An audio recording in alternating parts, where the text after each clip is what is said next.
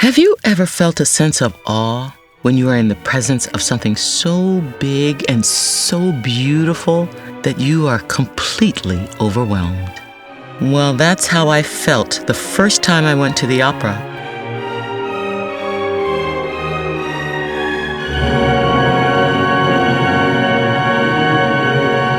I knew then and there what I wanted to do with my life. My name is Mary Cardwell Dawson. I was born in Madison, North Carolina in 1894. When I was still young, my family moved north to Homestead, Pennsylvania, where there were plenty of jobs and less discrimination against black folks than in the Jim Crow South. We lived in a poor neighborhood, but it was there that I learned to value all kinds of cultures.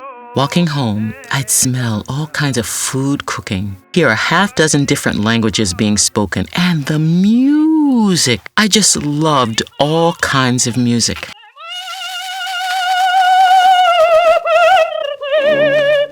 Like so many people in my community, I grew up singing in the church.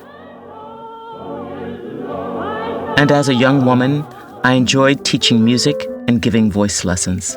My family saw that I was gifted and passionate about music, so they saved up to send me to school at the New England Conservatory of Music in Boston, one of the few racially integrated music schools at that time. In Boston, I was courted by a young electrician named Walter Dawson, and it was there that I saw my first opera. I loved every moment of it. But I couldn't help but notice that even though it was the story of a kidnapped Ethiopian princess, there was not a single black performer in the cast. I pondered this fact until a vision began to take shape in my heart and in my mind.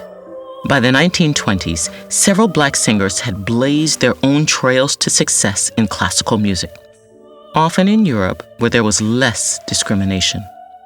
But not everyone could blaze their own trail.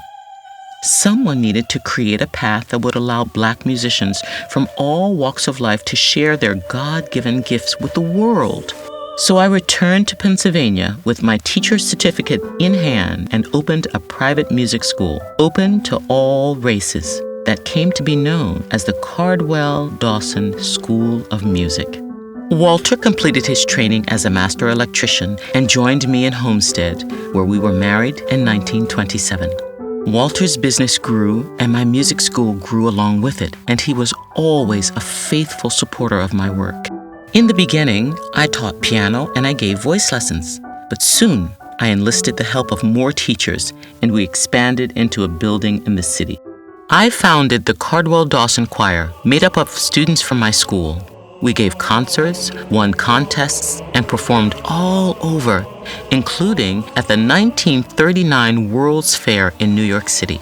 A supporter generously provided a beautiful new headquarters for the music school, where we began hosting guest soloists, and I always made sure that they were paid for their work. After all, my aim was to help black artists become professional musicians.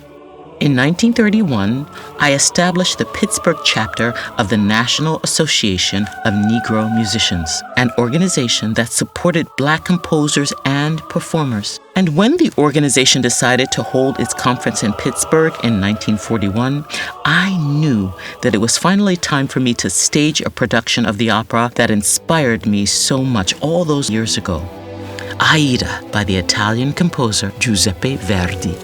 It was very well received, and we were invited to perform in Chicago later that year.